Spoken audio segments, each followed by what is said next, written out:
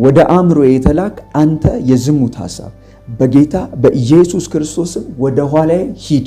ይህንን ሁሉ አድርጋችሁ ግን በተለያዩ አይነት አጋጣሚዎች ሰይጣን ይህንን ሐሳብ በአጋጣሚ ወደ አእምሯችሁ እንደገና ሊያመጣው ይችላል። በዚህ ሰዓት የምታደርጉት ሁለተኛው ስቴፕ መቃወም ነው። የበረታ ከእምነት የሆነ ተቃውሞ ማለት ነው። አስቀድማችሁ ግን ነፍሳችሁ ይህንን ነገር ልትጠላው ልትጸየፈውና ልትንቀው ይገባል። ውስጣችሁ በዚህ ነገር ተይዞና ታስሮ ይህንን ነገር ብትቃወሙ አይሆንም። ስለዚህ አስቀድማችሁ ነፍሳችሁ ይህንን ነገር መጥላት አለባት፣ መናቅ አለባት። ይሄ የኔ ህይወት አይደለም፣ በዚህ ህይወት መቀጠል አልፈልግም፣ በዚህ ነገር ዳግም መቸገር አልፈልግም ብላችሁ መወሰን አለባችሁ።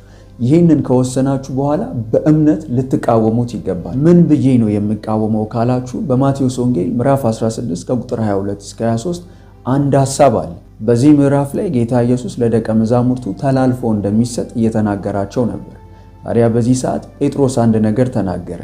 እንደዚህ ይላል፣ ጴጥሮስም ወደ እርሱ ወስዶ አይሁንብህ ጌታ ሆይ ይህ ከቶ አይደርስብህም ብሎ ሊገስጸው ጀመረ። እርሱ ግን ዘወር ብሎ ጴጥሮስን ወደ ኋላዬ ሂድ አንተ ሰይጣን፣ የሰውን እንጂ የእግዚአብሔርን አታስብምና እንቅፋት ሆነብኛል አለው።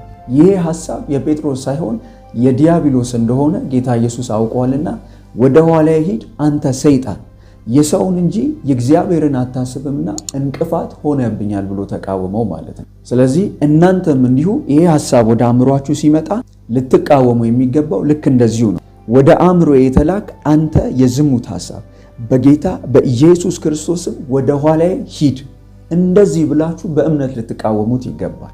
በዚህ ሰዓት መጽሐፍ ቅዱሳችን ዲያብሎስን ግን ተቃወሙት ከናንተም ይሸሻል ብሎ እንደሚናገር ዲያብሎስ ሐሳቡን ይዞ ከናንተ ይሸሻል ማለት ነው።